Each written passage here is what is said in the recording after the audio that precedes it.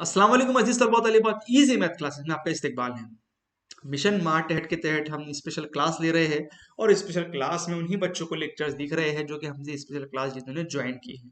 तो आप उसमें से एक हो सकते हैं या अभी होंगे जो कि उनको ये वीडियो ये दिख रहा है। तो उसी सीरीज से जुड़ते हुए आज हम स्पेशल क्लास में जो सब्जेक्ट के बारे में पढ़ने वाले हैं वो है टीचिंग, जो कि यहाँ आपको टीचिंग में दिख रहा है।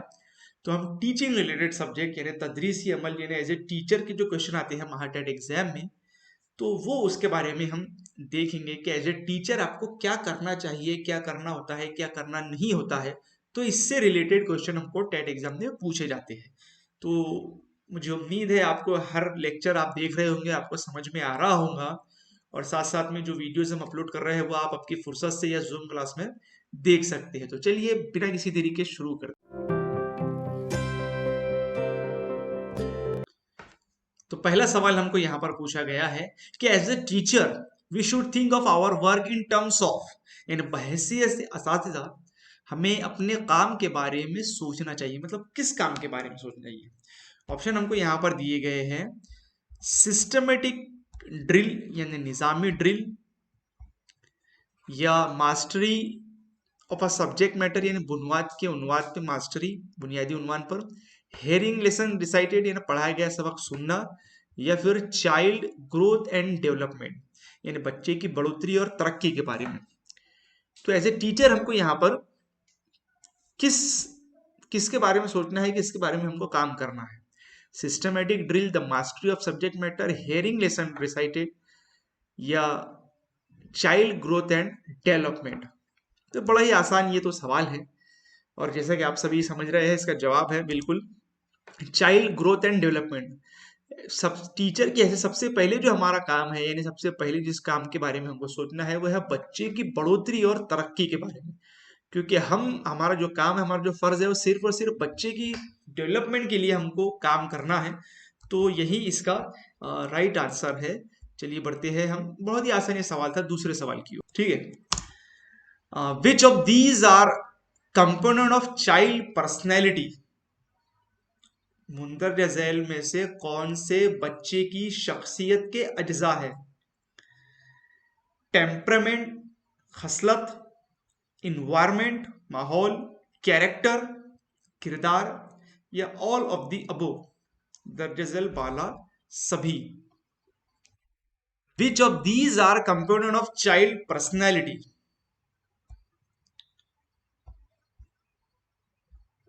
ऑप्शन डी यहां पर ज्यादातर लोगों का आ रहा है। चलिए देखते हैं। ऑल ऑफ द अबो यानी ऑप्शन डी इसका राइट आंसर है। ठीक है, आसान आसान सवाल है कुछ और कुछ कुछ सवाल हो सकता है कि वो आपको मुश्किल जाए। अगला सवाल हमारे पास में है रिवॉर्ड रिवॉर्ड एंड पनिशमेंट, इनाम और सजा, the basic motivation are related to. मतलब बेसिक मोटिवेशन इसका क्या है, रिलेटेड किससे रिलेट करेगा? बिहेवियर मॉनिटरिंग यानी रवैये की निगरानी, सोशल सिक्योरिटी यानी कि समाजी तहफ़्फ़ुज़, अफेक्शन एंड बिलोंगिनेस असरात और निफाज, या none of the above. Reward and punishment, ये जो बेसिक मोटिवेशन है ये किससे रिलेट करता है?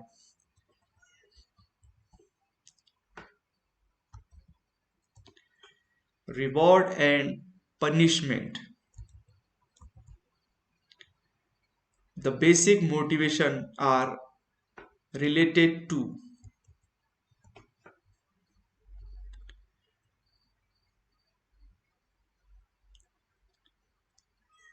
अगर किसी को पता हो तो जल्दी से बता दे।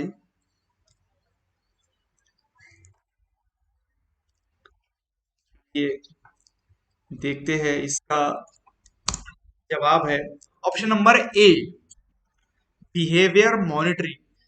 देखिए रिवॉर्ड और जो पनिशमेंट है वो दिया मतलब उसका मेन टर्म रिलेटेड है बिहेवियर से।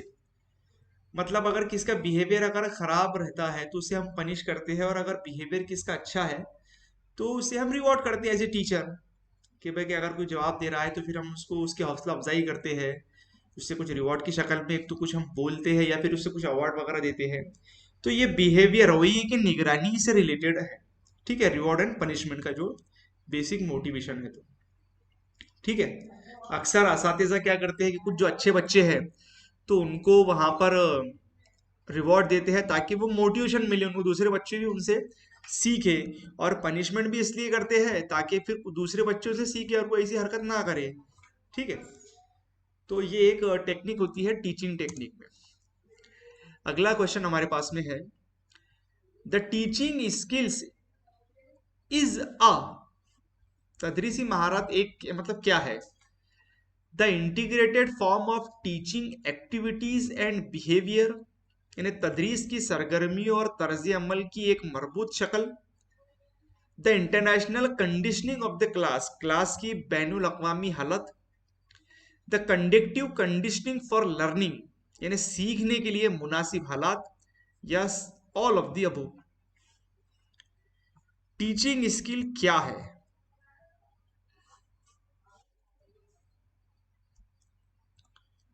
इसमें से टीचिंग स्किल क्या है ये आपने बताना है।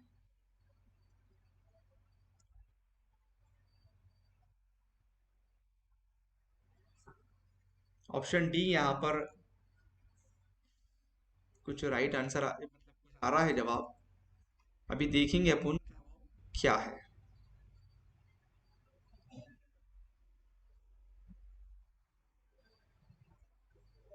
कुछ एक के ये भी जवाब आ रहे हैं।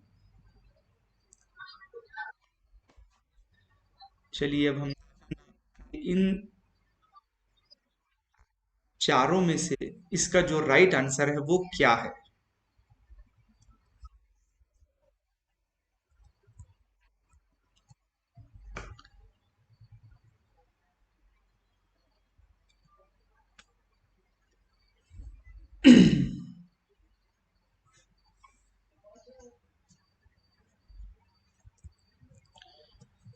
चलिए बता दूं फिर मैं।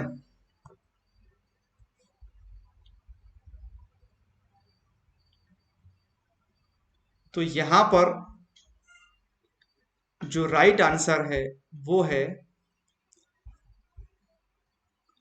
ऑप्शन डी, यानी सभी। टीचिंग स्किल जो है वो इन चारों भी चीजें जो है वो उसमें शुमार है। ठीक है, चलिए बढ़ते हैं हमारे अगले सवाल की ओर। अगला सवाल जो कि बहुत ही आसान है। क्वेश्चन हमको दिया गया है, evaluation as an objective denotes, तशखीस एक मकसद है जिसका मतलब जजमेंट यानी फैसला, एस्टिमेशन, क्रिटिकल इवेल्युएशन, या फिर सभी यानी मस्ट ऑल ऑफ द अबो।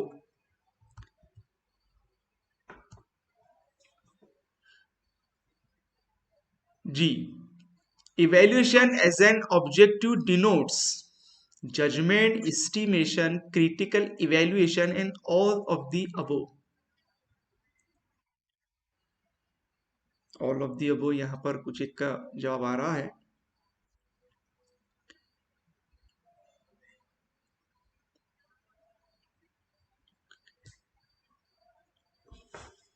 और किसी का कोई आंसर हो?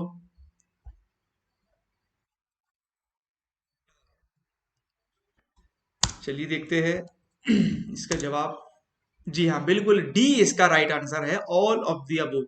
क्योंकि ये सारी चीजें इवेल्युएशन में आती है। अगर आपने डीएड या बीएड किया है तो वहां पर हमें जो 5 पद्धति सिखाई गई थी, जो कि हालांकि अभी फेल हो गई है, वो इंट्रोडक्शन, एक्सप्लेनेशन और इवेल्यूशन आता था उसके अंदर। तो वो सारी चीजें यहाँ पर इवेल्यूशन के ऑब्जेक्टिव है। ठीक है, चलिए बढ़ते हैं अगले सवाल की ओर। It is the teacher obligation not to, यानी उस्ताद की जिम्मेदारी है कि वो ना करे, मतलब ये इसमें से वो क्या ना करे। Bring the democratic ideal one step nearer to realisation. जमहूरी मिसाल मरहले को हकीकत के मजीद करीब लाए। डेमोक्रेटिक आइडियल यानी जमहूरी मिसाली मरहला जो है उसको हकीकत के मजीद करीब लाए। या avoid associating himself with an any aggressive force. किसी जारहाना कुव्वत से खुद को जुड़ने जोड़ने से बचे। Refrain from joining any political group. किसी भी सियासी ग्रुप में शामिल होने से गुरेज करे। या फिर actively participate in the religious activity. जो मजहबी सरगर्मियां हैं उसमें वो एक्टिवली पार्टिसिपेट हो। तो वो क्या ना करे इसमें से ये हमें बताना है। चारों भी ऑप्शन आपकी स्क्रीन पर है। थोड़ा कंफ्यूजिंग हो सकते हैं इसके अंदर, इसका जो जवाब भी है उससे भी शायद आप कंफ्यूज होंगे थोड़े सा, मगर आंसर की में इसका जो जवाब है वही मैं आपको बताऊंगा। चलिए, चारों भी ऑप्शन आपके सामने हैं। It is the teacher's obligation not to. ये उस्ताद की जिम्मेदारी है कि वो ना करे। इन चारों में से वो क्या ना करे ये आपने बताना है। ऑप्शन बी एक का जवाब आया है।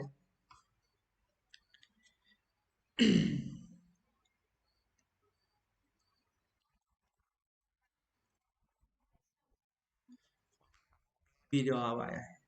जी हाँ, जैसा कि मैंने कहा था कि यहाँ पर जो लगता है वो इसका जवाब तो नहीं है।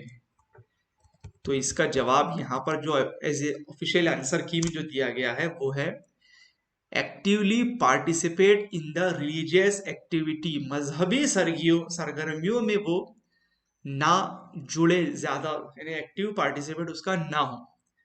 तो मे भी हो सकता है ये जिसका जो जवाब है वो कंट्रोवर्शियल हो सकता है, मगर आंसर की में इसका यही आंसर है।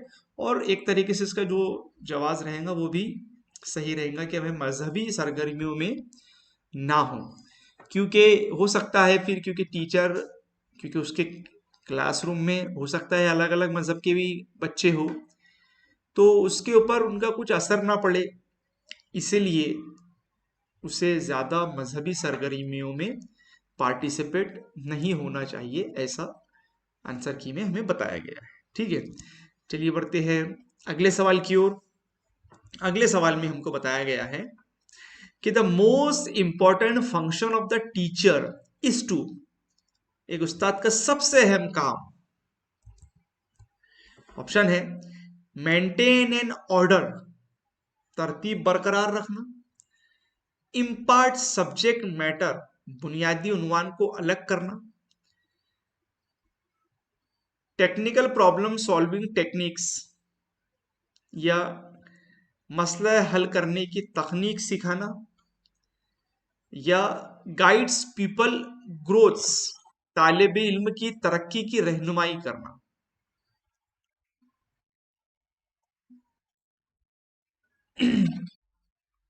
ओके, तालिब इल्म की तरक्की की रहनुमाई।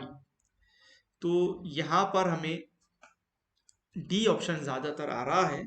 चलिए देखते हैं इसका जवाब क्या है। जी हाँ, बिल्कुल सही है।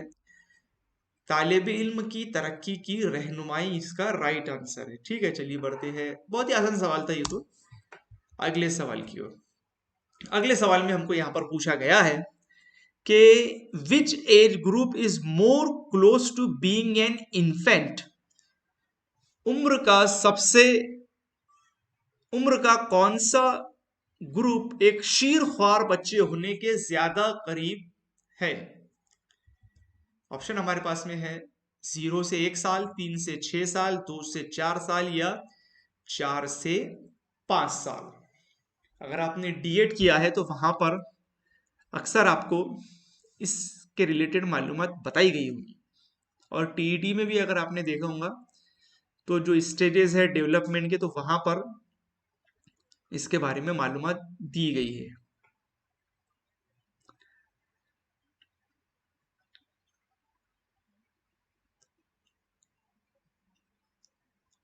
चलिए।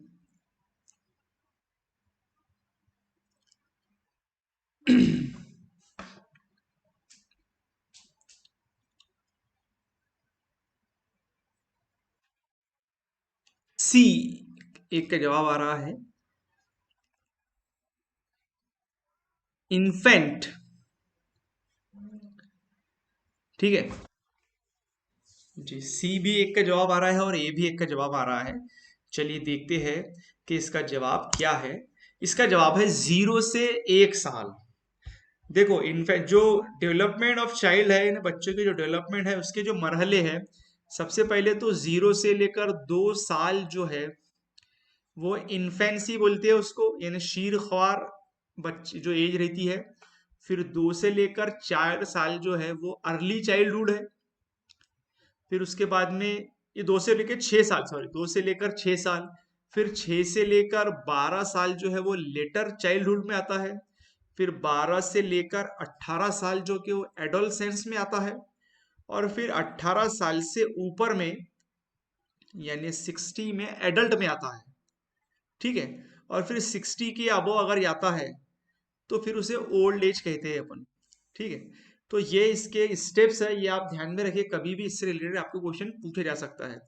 तो इन्फेंसी यानी जो है वो 0 से लेकर 2 साल है। तो यहाँ पर हमें सवाल पूछा गया था कि ज्यादा करीब कौन है इस एज ग्रुप के, तो ये 0 से लेकर 1 साल इसका राइट आंसर यहाँ पर है।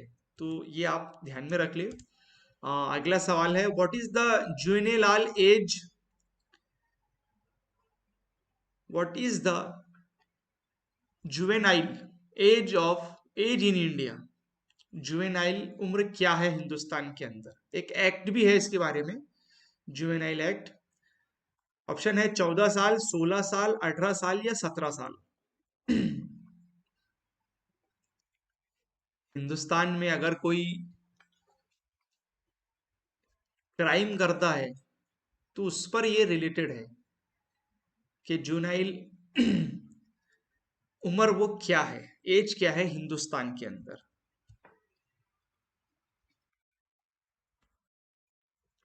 3 1 का आंसर आया है। चलिए देखेंगे हम कि क्या इसका आंसर है, और अगर किसी का कोई जवाब हो बता सकता है। नहीं पता है आपको?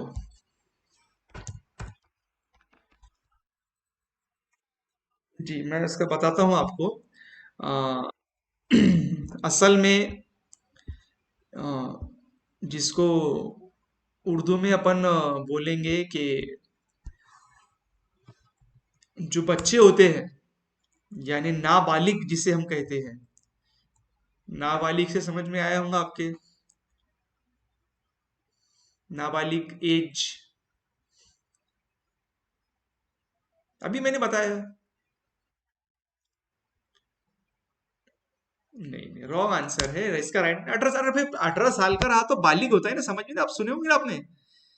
18 साल का होता है कि बालिग है, और 18 से कम है तो नाबालिग है।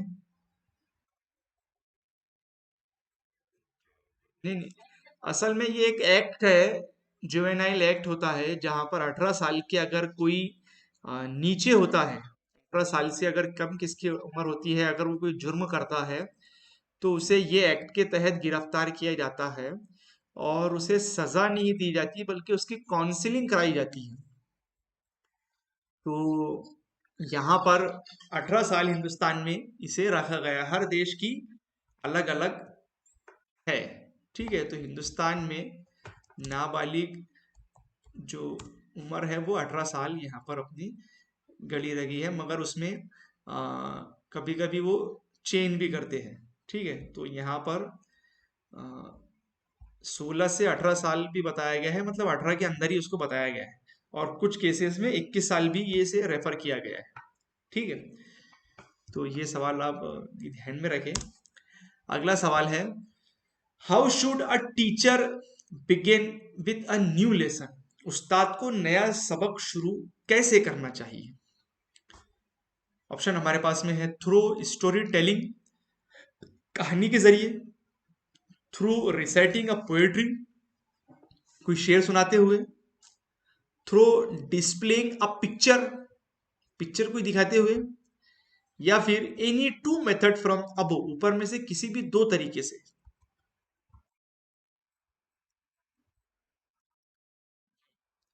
बताइए जल्दी से। उस्ताद को नया सबक शुरू कैसे करना चाहिए?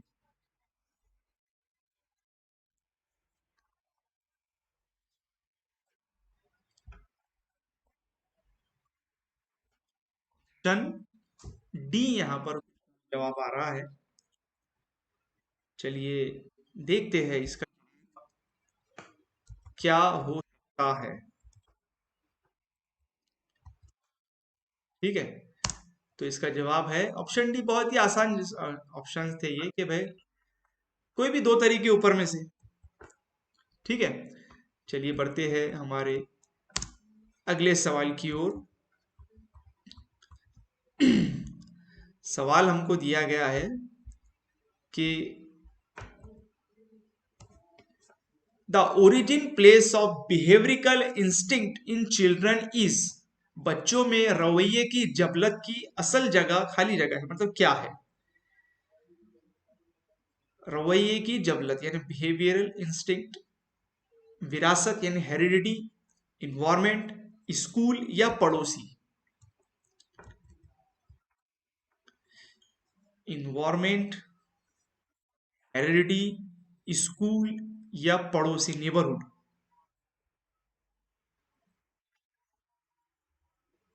इन्वायरमेंट यहां पर आंसर आ रहा है। Origin place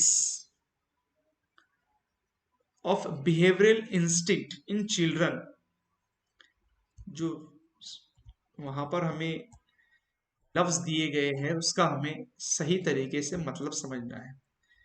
origin place of behavioural instinct. कभी कैसा होता है कि हमको ऑप्शन दिखते हैं मगर हम सवाल सही तरीके से समझते नहीं है, जो कि बहुत जरूरी है।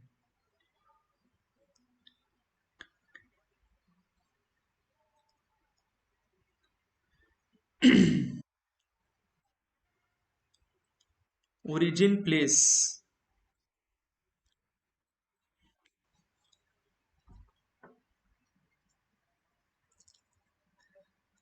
चलिए नहीं पता है, मैं बता देता हूँ। देखिए सवाल में हमको जो एक वर्ड दिया गया था, ओरिजिन प्लेस, यानी एकदम ओरिजिन, स्टार्टिंग प्लेस, जहां से बुनियाद होती है, वो क्या है?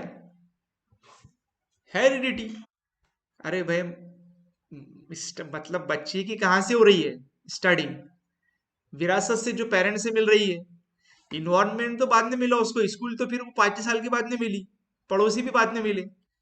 मगर जो शुरुआत में जैसा है, बहुत सारे ऐसा रहते हैं कि पेरेंट्स की खासियत और खूबियां खामियां बच्चों में आती है, तो वहां से ओरिजिन उसका प्लेस है। मैं इसलिए कह रहा था कि वर्ड देखो आप, यहाँ पर ओरिजिन प्लेस यहाँ पर बताया गया है। तो सबसे जो ओरिजिन प्लेस है बिहेवियरल इंस्टिंक्ट का, वो है हमारे पास हेरिडिटी यानी कि विरासत।